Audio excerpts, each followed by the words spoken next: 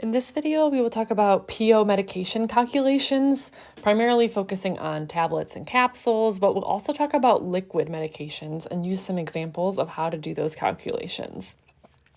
Now, when you start with these calculations, you need to figure out three basic pieces of information. First thing first is going to be your order from your provider.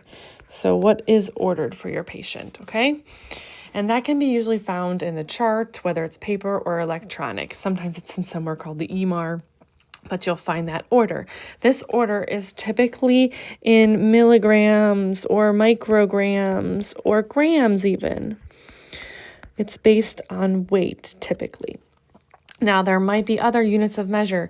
They have mega equivalents, they have units. There's lots of other units of measure that they can use, but these are just a few of the examples of the types of orders and the units of measures that will be used. So you need to find out your order. Then you need to find out what is available to you.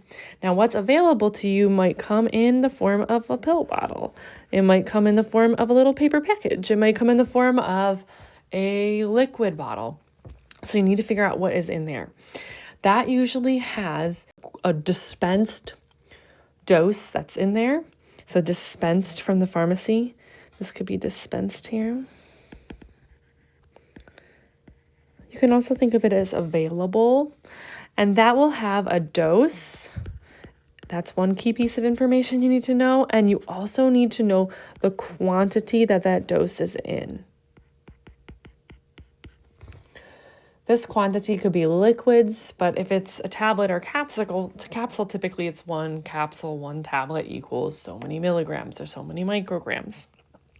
So these are the three key pieces of information you need to figure out when you're doing these calculations. You need an order, you need a dose and a quantity from the dispensed medication. So you start with your order, and then we're going to use the dose and the quantity to figure out our conversion factor. So let's begin some examples. We have here our question.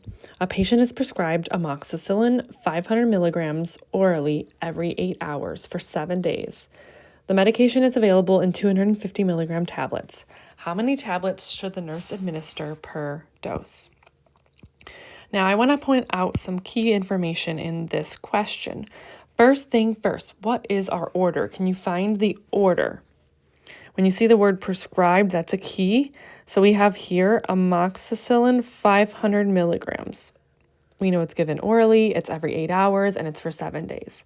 Now, when we're getting asked this question, it's asking per dose. So the fact that this is given every 8 hours and for 7 days, we don't need to use those numbers, 8 hours or 7 days, because we aren't figuring out how many pills do they need for the whole week. We're figuring out how much do they need for this one dose. So the order is amoxicillin 500 milligrams. Now find the other two key pieces of information that you need. You need to know what the available medication comes in. What is the dose that it comes in, and then how much is that in? Is it in a tablet? In this case, it is. So here you'll see that the medication is available in 200 milligram tablets. So that means that 250 milligrams equals 1 tablet. You can actually use that as your conversion factor. So if it helps you make it more clear, some students like to write out 250 milligrams equals 1 tablet as their conversion factor, just as a way to represent the information differently. Other students like to kind of draw out a little pill bottle or even a pill itself. Imagine like these are the pills inside of here, and each one of them equals 250 milligrams. However you want to visually represent it, use that information in your problem and understand how to use it. So here we are going to start. We always start with our order. Our order was for 500 milligrams of the medication, amoxicillin. Okay, that is our order.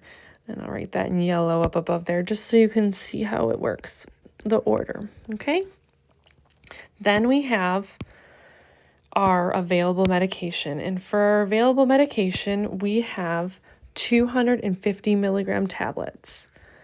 So we can use this information just like we did with our other calculations. If you need help with dimensional analysis, go back to unit conversions and practice it there.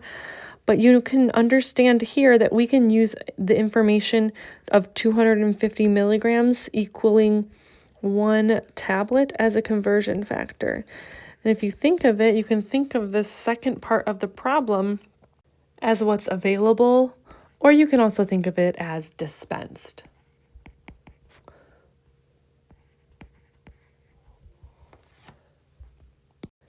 So now we have all the information we need. We have our order here at the beginning, the 500 milligrams. Then we have our available 1 tablet is equal to 250 milligrams. Don't let it confuse you that we're representing it here like a fraction with the one on the top and the one on the bottom. With our conversion factors, the bottom should equal the top should equal the bottom. When it comes to the order, though, this is the part that doesn't change or does change with each question. So the conversion factors are given to you. You don't have to make them up. They're always there. You always should know from the problem or the label of your medication, what is a tablet equal to, or how much liquid equals how many milligrams or micrograms. So let's start with doing our math, and we'll do a couple more illustrations that hopefully make this information more clear to you. So we have 500 milligrams. We're going to take that times 1, which is 500, and then 500 divided by 250, and that gives us an answer of 2. And I would say 2 what? You got to label it with 2 tablets. So this patient should get 2 tablets per dose in this question. All right, let's move on to the second one now. Again, find your key pieces of information that you need to know. Our order, let's find that first. So a healthcare provider orders ibuprofen 600 milligrams. The provider had ordered it, so there you go. That's our order. Ibuprofen 600 milligrams orally every 6 hours as needed for pain. The available medication is in 200 milligram tablets. How many tablets should the nurse give for each dose? So here we have our available 200 milligrams is equal to 1 tablet. So let's start by setting up our question. We always start with the order. So we have 600 milligrams. That's our order. And we're going to multiply by what's available to us. We have tablets. 1 tablet is equal to 200 milligrams. Again, maybe make sure you're labeling. Then you label, you know you can go over here and cancel these things out so you know. And then we're left with tablets, which is what we want. All right, let's do the math for that. We have 600 times 1 divided by 200, and we're left with 3 tablets. Now, some of you may be doing this all in your head, which is in a way wonderful that you can do that. But writing it down on paper, labeling it, is a really important informative skill. I found with my students that do that throughout the process, as the calculations get more advanced, they really give themselves the advantage of knowing exactly what calculations they're doing in their head. They're not just kind of pulling numbers out of thin air or what feels like thin air. And usually your brain is calculating it in some sort of formula or method, but you have to figure out what that is and write it down. And when you can do that, you learn it often even better, and you can transfer those skills to different environments. So let's move on to a couple more examples, and we'll add some complexity to these. Here we have our question, and again, find the 3 key pieces of information. So our order, first thing, a patient is prescribed metformin 1 gram. So metformin 1 gram is our order. Then what's available? All right, the medication is available in 500 milligram tablets. How many tablets should the nurse administer per dose? Now you may notice here that here we have milligrams, and then we also have grams.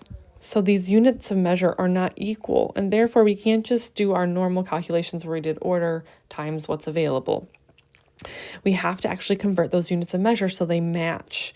You can do this within the context of your dimensional analysis, which is really nice, and you still start with your order. So let's just start there.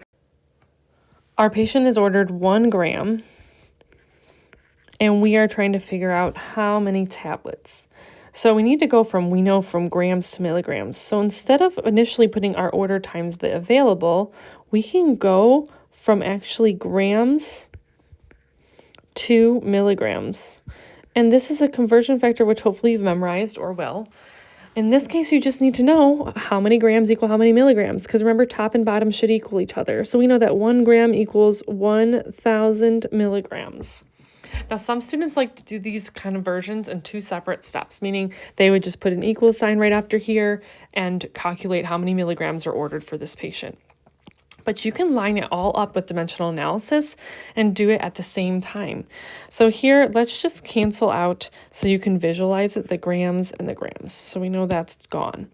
Now let's move back to doing our calculations. Now we can take the conversion factor of what we know is available to us and multiply by that. So we know 500 milligrams is equal to 1 tablet.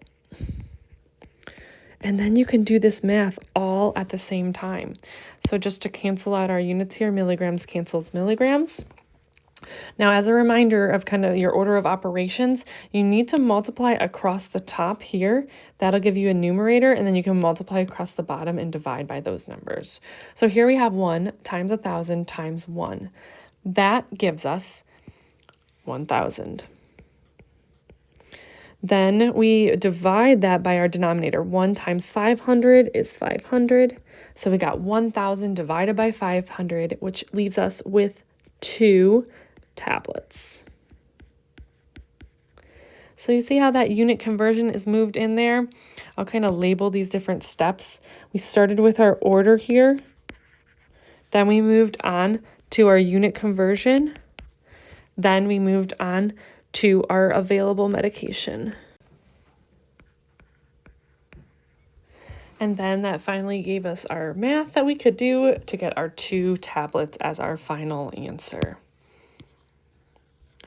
So let's move on to practicing another tablet capsule question. This one doesn't have a unit conversion in it, so we'll kind of get back to our basic way of doing things. So let's pick out our key pieces of information first. We have our order. Healthcare provider prescribes furosemide 40 milligrams. That's our order. It's orally. It's once a day. The available medication is in 20 milligram tablets. All right, how many tablets should the nurse give for each dose? So first things first, what do you want to start with? You want to start with your order. Your order is for 40 milligrams. All right, then the available medication is in 20 milligram tablets. So we're going to multiply by our available. We know that 20 milligrams, again, remember it's on the bottom because it's on the top of the other side, and that's 1 tablet. All right, let's do the math for that. 40 times 1 divided by 20, and we got 2 tablets as our final answer.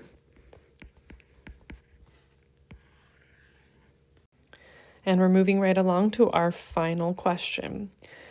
A patient requires digoxin 0.25 milligrams orally and daily. So, that's our order right there. 0.25 milligrams. The medication is available in 120 microgram tablets. So again, a unit conversion. Now you could do this unit conversion at the beginning so that micrograms matches milligrams, or you could do it within your problem. I'm going to show you within dimensional analysis because I think getting this skill down can help you in the future when you're learning to do more complex calculations. All right, so let's start with our order. We have 0.25 milligrams. Now we know we need to go from milligrams to micrograms. So we can just put that unit conversion first thing. Milligrams to micrograms. Now you should memorize that 1,000 micrograms is equal to 1 milligram. So there's our first step, our unit conversion. Now we know micrograms cancels micrograms, so we're left with, or milligrams cancels milligrams, so we're left with micrograms. And then we can move right along to what's available. We have 125 microgram tablets. That's equal to 1 tablet. All right. Micrograms cancels micrograms, so we're left with tablets, which is exactly what we want. And let's do the math. We have 0.25 times 1,000. 0.25 times 1,000 is equal to 250. 250 divided by the bottom, 1 times 125. 125. And that is going to give us 2 tablets. There's a theme on this page. But you can see here, some of these questions require a unit conversion. Some of them don't. And you can be flexible in your calculations if you use this method. It can be so beneficial to students. I've seen a lot of students who've hated math in the past, felt like they weren't good at it, really flourish under this method, and they can be flexible. They can use it not just on word problems, but in the clinical setting, in the lab setting. And so I hope you find it helpful. We're going to keep practicing and move on to liquid calculations, which are very similar in their format, but they just have often milliliters, liquid measurements, instead of tablets or capsules. Okay, so we're moving on to some questions with liquid PO medications. And instead of being overwhelmed by this, I want you to just take those steps that we did on the tablet medication questions. And let's just start with first things first. What do you want to find? What's your order? Order, and then your available medication dose and the quantity. So let's read this one. A healthcare provider orders ibuprofen 400 milligrams. Orders it, that means it's the order, right? So 400 milligrams orally every 6 hours as needed for fever. The available medication is in a suspension, so that's a liquid, with a concentration of 100 milligrams per or in 5 milliliters. This means that in that bottle of medication, every 5 milliliters of liquid has 100 milligrams of medication. The other way that can be written out is 100 milligrams equals 5 milliliters. Okay, so now that we found our 3 key pieces of information, our order, and then what's dispensed from the pharmacy, it's available as 100 milligrams and 5 milliliters. So now that we found that, we can start our calculations. Let's start with the 400 milligrams as our order. All right, and we're going to multiply that by our available medication. We have 100 milligrams in 5 milliliters. Now, just as a reminder, you can see here, we always start with the order, and then we put what is available right here. All right, the top of it is the volume in this case, and the bottom is the milligrams, but those can be flipped because this is a conversion factor of what's available if we needed to flip it. Now, in this case, it's pretty much always listed this way, but that's the way you can remember it for your calculations. All right, let's move forward and do the math. So we have 400 times 5. 400 times 5 is 2,000. That 2,000 then needs to be over the 100. So 2,000 divided by 100, and that equals your final answer of 20 milliliters. Don't forget to label that. You need to know what 20 you're giving. And if you've gone back and crossed out these milligrams and milligrams canceling, you know you're left with milliliters. I often recommend that students that are making let's feel like silly mistakes, but could be really unsafe for patients, I recommend they go back and label everything carefully so they can see their math crossing out properly. That can help eliminate a lot of errors. Let's move on to the next question. We'll find our big elements, which is our order and then available. So find our order first. A patient requires acetaminophen 650 milligrams acetaminophen. It's orally every 4 hours as needed for pain. Again, that interval is important to note as a nurse and where it is on the MAR, but when you're doing the calculations for each dose, you don't need to worry about the 4 hours. The medication is available as a syrup with a concentration of 160 milligrams per 5 milliliters. How many milliliters should the nurse give for each dose? All right, first things first, we're going to start with our order. Our order is for 650 milligrams. Then we're going to multiply by our available medication. You can have 160 milligrams in 5 milliliters. And then we can do our math. 650 times 5 equals 3,250, and that is divided by the 160. So when we divide it by 160, we get a decimal of 20.3125. Now that would be 3125 milliliters, but we can't, when we're measuring these things out, there are best practices regarding rounding. Typically, when you have a volume above 1 milliliter, you round to the 10th place. So in this case, rounding to the 10th, we look at that first decimal of 0.3. And when you look just to the right of that, you see a 1. And since the 1 is below 4, anything below 4, you are going to not change that 10th place up. You're going to leave it at the number it's at. So we can just do 20.3 milliliters for our final answer. And now we can move on to some more examples. Here we have some more liquid calculations, but we have a few variations that we're going to throw in to keep you flexible in your ability. So first things first, let's pick out our key information that we need to know. A healthcare provider prescribes amoxicillin 0.5 grams orally every 8 hours for 7 days. The medication is available as a suspension with a concentration of 125 milligrams per 5 milliliters. How many milliliters should the nurse administer per dose? All right, first things first, what is our order? Hopefully you're starting to say that to yourself already. Amoxicillin 0.5 grams is our order, and then our available medication is amoxicillin. It comes as 125 milligrams in each 5 milliliters. All right, so first thing for our calculations, we always start with our order. We have 0.5 grams. Now, it'd be nice if we could just multiply by our available, right? But we know that milligrams does not equal grams. So we need to convert from grams to milligrams. And if you remember your conversion factor, 1 gram is equal to 1,000 milligrams. So now we're in milligrams once we do that math, and we can move on to the next part of our calculations, which is multiplying by what's available. Now, when we know we do this, we know we have to put milligrams on the bottom for our available solution.